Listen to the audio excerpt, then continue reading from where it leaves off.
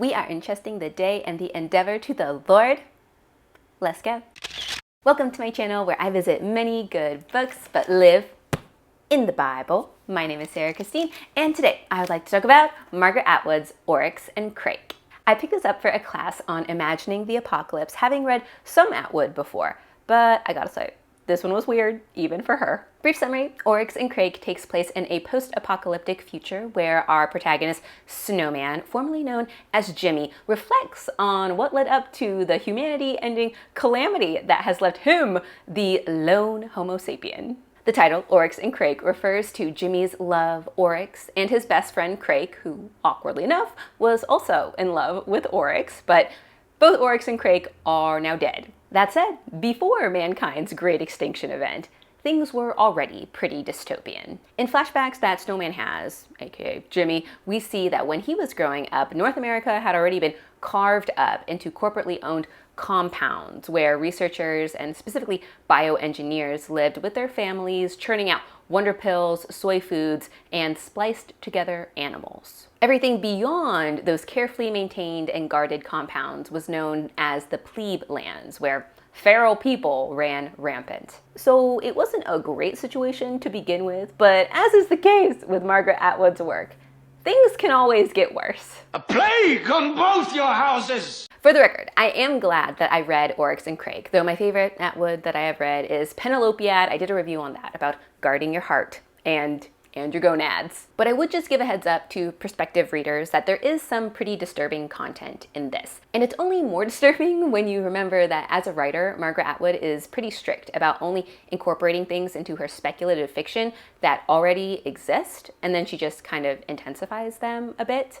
Yeah, knowing that and then reading parts of this, particularly that had to do with the exploitation of kids, did make me feel pretty sick. But then I just remind myself that God is a God of justice, and like Romans 12:19 says, vengeance is his, and one day the wicked, like people who exploit kids, will be burned to a crispy crisp. We're surrounded by a lake of fire. Anywho, what I would like to talk about today in greater depth are two observations I made and one question that was raised by reading Oryx Crake. The first observation I made was that safe does not equal good. In Oryx Crake, that becomes pretty evident really early on. In early flashbacks of Snowman, then Jimmy's past, we see what it was like to grow up on one of those bioengineering compounds that had really tight safety and security, but where the bioengineers and their families couldn't really leave and definitely couldn't question the company. On page 53, Jimmy's parents have an argument about this very thing. For context, Jimmy's dad has just gotten a job at a new compound, Health Wiser, and it is where, quote, the guards were ruder. They were suspicious of everyone. They liked to strip search people, women especially. They got a kick out of it, Jimmy's mother said. Jimmy's father said she was making a big deal about nothing. Anyway, he said, there'd been an incident only a few weeks before they'd moved in. Some fanatic, a woman with a hostile bioform concealed in a hairspray bottle, some vicious Ebola or Marburg splice, one of the fortified hemorrhagics. She'd nuked a guard who'd unwisely had his face mask off, contrary to orders, but because of the heat. The woman had been spray gunned at once and neutralized in a vat of bleach, and the poor guard had been whisked into hot bioform and stuck into an isolation room where he dissolved into a puddle of goo. No greater damage done, but naturally, the guards were jumpy. Jimmy's mother said that didn't change the fact that she felt like a prisoner. Jimmy's father said she didn't understand the reality of the situation. Didn't she want to be safe? Didn't she want her son to be safe? So it's for my own good, she said. Shortly after that, Jimmy's parents have another argument, this time about the specific work that Jimmy's dad is doing, splicing together human neocortex tissue into genetically engineered animals called pigoons, which are these giant pigs that grow human organs inside of them for transplant and donation. And Jimmy's dad is really ecstatic about his success, but Jimmy's mom is less enthusiastic. On page 56, she says, "That's all we need," said Jimmy's mother. "More people with the brains of pigs. Don't we have enough of those already? Can't you be positive just for once? All this negative stuff, this is no good, that's no good. Nothing's ever good enough according to you." Positive about what? That you've thought up yet another way to rip off a bunch of desperate people, said Jimmy's mother in that new, slow, anger-free voice. God, you're cynical. No, you are. You and your smart partners, your colleagues, It's wrong. The whole organization is wrong. It's a moral cesspool, and you know it. To that, Jimmy's dad says, "We can give people hope. Hope isn't ripping off." Later, when Jimmy goes to college, he ends up studying applied rhetoric, which is just a fancy way of saying advertising. And one of his term papers, funnily enough, is titled Self-Help Books of the 20th Century, Exploiting Hope and Fear. Exploiting hope and fear is essential for advertisers like Jimmy and for the compounds like the ones his father works for, Healthwiser. That's because those companies claim to be making things better, more hopeful, and safer, less fearful for people. That is their whole shtick. They want people to live their best lives, not be sad, unsafe, or sick. That threefold promise to keep people from being sad, unsafe, and sick eventually reaches its zenith in a pill engineered by Jimmy's friend Crake, who is a super genius. The pill is called Bliss Plus, and on page 294, we get a description of what it does. The aim was to produce a single pill that, at one and the same time, A, would protect the user against all known sexually transmitted diseases, fatal, inconvenient, or merely unsightly. B, would provide an unlimited supply of libido and sexual prowess, coupled with a generalized sense of energy and well-being, thus reducing the frustration and blocked testosterone that led to jealousy and violence, and eliminating feelings of low self-worth. And C, it would prolong youth. This one pill will keep you sexually safe, satisfied, and prolong your days. How could that be bad? Well, the pill has a fourth effect, and this one, Crake tells Jimmy, will not be advertised to the people who are eager for longer lives and endless STD-free sex, and it is that this pill, Bliss Plus, will secretly sterilize them. It also, though Crake does not tell even Jimmy this, has a fifth effect, which causes a bit more than sterilization. All that said, reading Oryx and Crake, where people are super safe and secure corporate prisoners, and where pills exist that enable you to have endless, safe sex, which also radically decrease the population of the planet, made it very obvious to me that safe does not equal good. And if you ask me, it is a good idea to be wary of people who say, "Come here," or "Take this. I or it will keep you safe," because we are told in 1 Thessalonians 5:3, when they say peace and safety, sudden destruction will come upon them, like travail upon a woman with child, and they shall not escape. So, if someone is dangling the promise of a man-made safe in front of your face, my advice to you would be to make like Monty Python and run away. Run away! The second observation I made while reading Oryx and Crake was that man makes a mess. Prior to Crake becoming a mad scientist, he attended the Watson and Crick Institute, which was the premier university for STEM geniuses. Jimmy, on the other hand, attended Martha Graham Academy, a decaying liberal arts college where students like Jimmy will study applied rhetoric, aka they will learn to advertise for the products that will be made by people like Crake. And while they're both students at their respective institutions, Jimmy goes to visit Crake at Watson and Crick, and he gets an up-close look at some of mankind's most cutting-edge experiments. For instance, right when he gets to Watson and Crick's campus, Jimmy sees these butterflies that are absolute bees. They're the size of pancakes, and they're shockingly pink. And Jimmy asks Crake, and this is on page 200, are they recent? To which Crake replies, "You mean, did they occur in nature, or were they created by the hand of man? In other words, are they real or fake?" And that difference between what's real and what's man-made, aka fake, is actually a big thing in the world of Oryx and Crake. As we've already discussed, the primary industry in Margaret Atwood's imagined dystopia is genetic engineering that is being used to remake all manner of fauna and food. And while the compounds man-made or SOTS creations are being presented as innovative, valuable, and cool, even back when Jimmy and Crake were in high school, there is this awareness that man-made things can cause issues. On page 51, Jimmy reflects back on the work that his father and his Healthwiser colleagues had done splicing together animals, and he admits that some of those things were pretty ill-conceived. The racunks had begun as an after-hours hobby on the part of one of the Organ Inc. biolab hotshots. There'd been a lot of fooling around in those days. Creating an animal was so much fun, said the guys doing it. It made you feel like God. A number of experiments were destroyed because they were too dangerous to have around. Who needed a cane toad with a prehensile tail like a chameleon's that might climb in through the bathroom window and blind you while you were brushing your teeth? Then there was the snat, an unfortunate blend of snake and rat.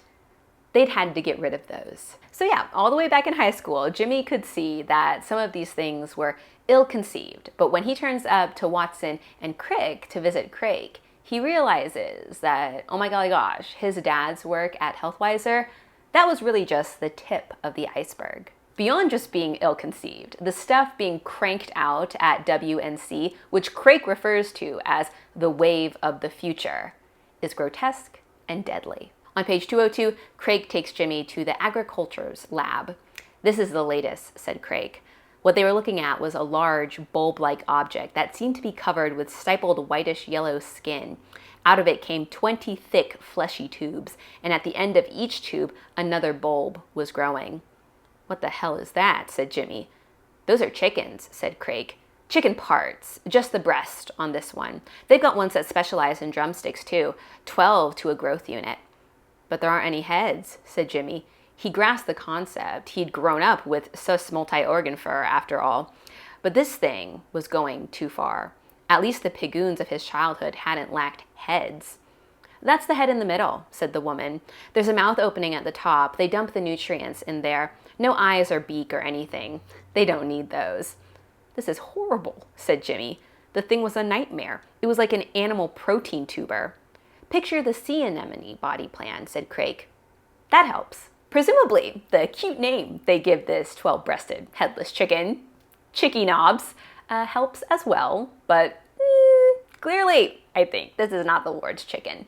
This is a chicken from hell. But Crake doesn't stop there. He whisks Jimmy away from agriculture to biodefense, where he presents his old friend with another man-made experiment. But this one is deadly, not grotesque. Page 205. They were standing in front of a series of cages. Each contained a dog. There were many different breeds and sizes, but all were gazing at Jimmy with eyes of love. All were wagging their tails. It's a dog pound, said Jimmy. Not quite, said Crake. Don't go beyond the guardrail and don't stick your hand in. They look friendly enough, said Jimmy. His old longing for a pet came over him. Are they for sale? They aren't dogs. They just look like dogs. They're wolvogs. They're bred to deceive. Reach out to pat them, they'll take your hand off. There's a large pit bull component. Why make a dog like that, said Jimmy, taking a step back. Who'd want one? It's a corpse corps thing. That's like the secret police, said Crake. Commission work, a lot of funding. They want to put them in moats or something. Moats? Yeah, better than an alarm system. No way of disarming these guys, and no way of making pals with them. Not like real dogs. What if they get out, go on the rampage, start breeding, then the population spirals out of control like those big green rabbits? That would be a problem, said Crake. Yes, indeed. In fact, that won't just be a problem. That'll be a real mess with blood and guts and puppies ripping out a larynx. And reading about all these man-made experiments, which, again, Margaret Atwood only puts things in her speculative fiction that already exist or that are in process, I became all the more convinced of Romans 8:6, which says, the mindset of the flesh, that is, the mindset of fallen man, is death. Whether that's staving off death by maxing out sustenance with a 12-breasted headless chicken or causing death with Dalmatians of doom, the mindset of man, which informs what we do with our hands, that is, our experiments, is death. Which is why, unchecked, we make a mess. Even Jimmy, who is in no way religious, let alone Christian, can sense that something has gone awry with these experiments. On page 206, Jimmy thinks to himself, he wasn't paying close attention. He was worrying about the Chicky Knobs and the wolvogs. Why is it he feels some line has been crossed, some boundary transgressed? How much is too much? How far is too far? Which brings me to the question that Oryx and Crake raised. How do you know that you've gone too far? Jimmy is the main one to raise this question, but when it first occurs to him, it has nothing to do with mad science experiments and everything to do with his parental units, particularly his relationship with his mama. As has already been discussed, Jimmy's mom was pretty disillusioned with compound life and with the work that her husband was doing at Healthwiser, splicing animals together, but she only got more and more checked out as time progressed and gets to the point where Jimmy just does whatever he can to get a reaction out of her, even if it causes her distress. On page 33, Jimmy thinks to himself, he loved her so much when he made her unhappy, or else when she made him unhappy. At these moments, he scarcely knew which was which. He would pat her, standing well back as with strange dogs, stretching out his hand, saying, I'm sorry, I'm sorry. And he was sorry, but there was more to it. He was also gloating, congratulating himself because he'd managed to create such an effect. He was frightened as well. There was always that knife edge. Had he gone too far? And if he had, what came next? Even though Jimmy wanted to needle his mother, he was very alert to the fact that he was running the risk of going too far. And the way he would gauge that was by how she would react. Reading Jimmy's thought process, I was like, yeah, I guess that makes sense. That is one way to tell that you've gone too far. If you push someone over the edge, that's a good sign that you have overstepped. But there is another method of detecting that you've gone too far, and it is a method that Jimmy discovers shortly thereafter. The scene is Jimmy's high school cafeteria, where he would take revenge on his constantly feuding parents by puppeting their arguments for an audience. Page 60. At school, Jimmy enacted a major piece of treachery against his parents. He'd draw eyes on each of his index finger knuckles and tuck his thumbs inside his fist. Then, by moving the thumbs up and down to show the mouths opening and closing, he could make these two-hand puppets argue together. His right hand was evil dad. His left hand was righteous mom. Evil dad blustered and theorized and dished out pompous BS. Righteous mom complained and accused. In Righteous Mom's cosmology, evil dad was the sole source of hemorrhoids, kleptomania, global conflict, bad breath, tectonic plate fault lines, and clogged drains, as well as every migraine headache and menstrual cramp Righteous Mom had ever suffered. This lunchroom show of his was a hit. A crowd would collect with requests. Jimmy, Jimmy, do evil dad. The other kids had lots of variations and routines to suggest, filched from the private lives of their own parental units.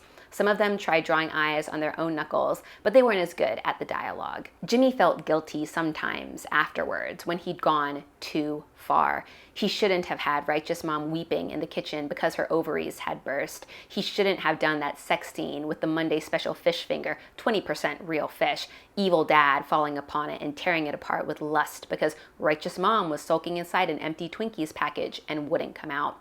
Those skits were undignified, though that alone wouldn't have stopped him. They were also too close to an uncomfortable truth that Jimmy didn't want to examine. Jimmy's mom and dad weren't there to react. In fact, Jimmy's audience loved it. So it wasn't by other people's reactions that Jimmy was able to tell that he had gone too far. It was by the conviction of his own guilty conscience. So those are the two methods that Jimmy adopts for telling whether he's gone too far. 1, how does the other person react? And 2, does it give him a guilty conscience? However, as Jimmy discovers and as Oryx and Crake prove, those methods of too far detection are not foolproof. Oryx, for instance, has no reaction to the fact that she was trafficked as a kid. Much to Jimmy's aggravation, she is remarkably blasé about it, even expressing her gratitude to the men who used and abused her because they taught her English and gave her food. On page 119, this is their conversation. Jimmy was outraged by this the first time he heard about it. That was in the days of his outrage, also in the days of his making a fool of himself over anything concerning Oryx. You don't understand, said Oryx. Many people did it. It was the custom. An a-hole custom, said Jimmy. Jimmy, you are bad. Don't swear. You want a pepperoni? You didn't order them, but they put them on anyway. I guess they heard you wrong. A-hole isn't swearing. It's only graphic description. Well, I don't think you should say it. I'd like to kill this guy. What guy? You want this Coke? I can't finish it. The guy you just told me about. Oh, Jimmy, you would like it better, maybe, if we all starved to death? For Oryx, such experiences, even being trafficked, weren't too far. They were normal. Many people did it. It was the custom and an alternative to death. So she's like, why get upset? And Jimmy's like, because those men and what they did were bad. They shouldn't be excused or poo-pooed because it was common practice or an alternative to ending up in a ditch. And the Bible actually speaks to this because it can often happen that our "that's too far" reaction to wickedness can be deconditioned if we have repeated bad experiences like Oryx's. Our moral sense and worth can get deformed by what this fallen world sets as a norm. But Romans 12:2 says outright, do not be conformed to this world, but be transformed by the renewal of your mind so that you will be able to discern what is the good, acceptable, and perfect will of God. So yeah, gauging people's reactions to things that are done and said is not a foolproof method of "that is too far" detection. We've got to have the mind of God, not one that's been conformed to a fallen and evil norm, if we want to know what is objectively the good, acceptable, and perfect will of the Lord. So, Jimmy's first method of "that's too far" detection, gauging it based on other people's reactions, is out. And as he shortly thereafter finds out, his second method, whether or not someone has a guilty conscience, is also not going to work so well. That becomes clear through our other titular character, Crake, who has no qualms, let alone a guilty conscience, about secreting a virus into those Bliss Plus pills. A virus that more than sterilizes people, it kills them dead. Like 0% chance of procreation. And Crake does not have a guilty conscience about it. In fact, he thinks what he did was an improvement. Crake was, as Jimmy's mother once said, an intellectually honorable man who looked at the state that the world was in with an increasing population and dwindling resources, thought things through to their logical conclusion, and with a pill, solved the world's problem of overpopulation. I did good.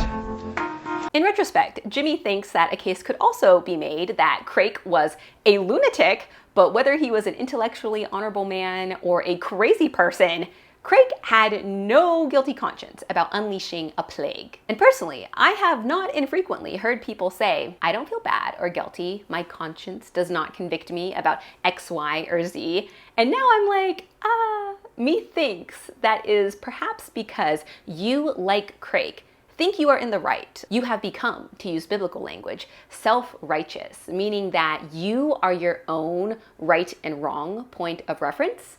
And when that happens, it will inevitably hamper the functioning of your conscience. And here's the thing, we are all prone to self-righteous thinking. I frequently experience self-righteousness, aka a compromised conscience, when I am, for instance, arguing with my sibling. She's touching me. She's touching me. I'm not touching you. Or out on the street, whether that's with my feet or driving. Hey!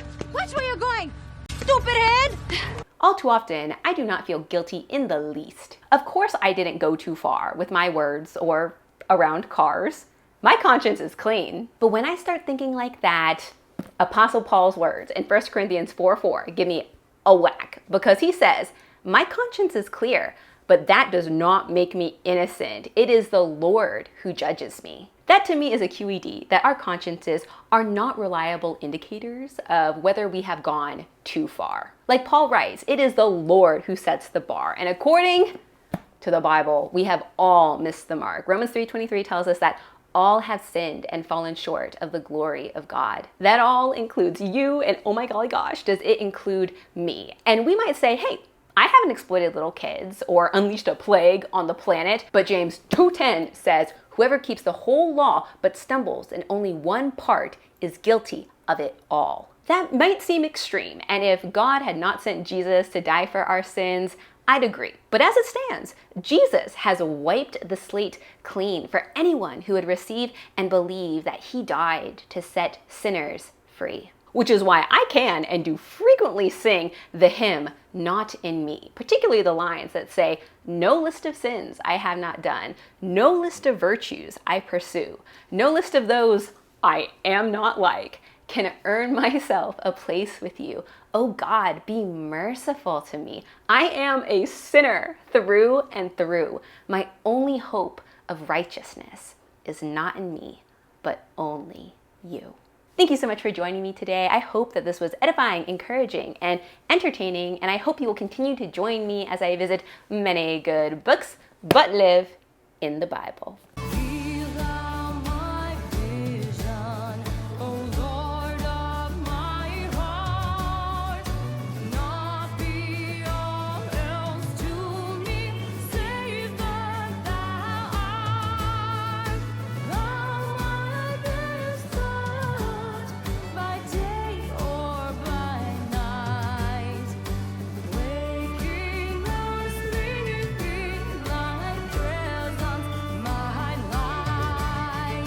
I feel like I look like a ghost.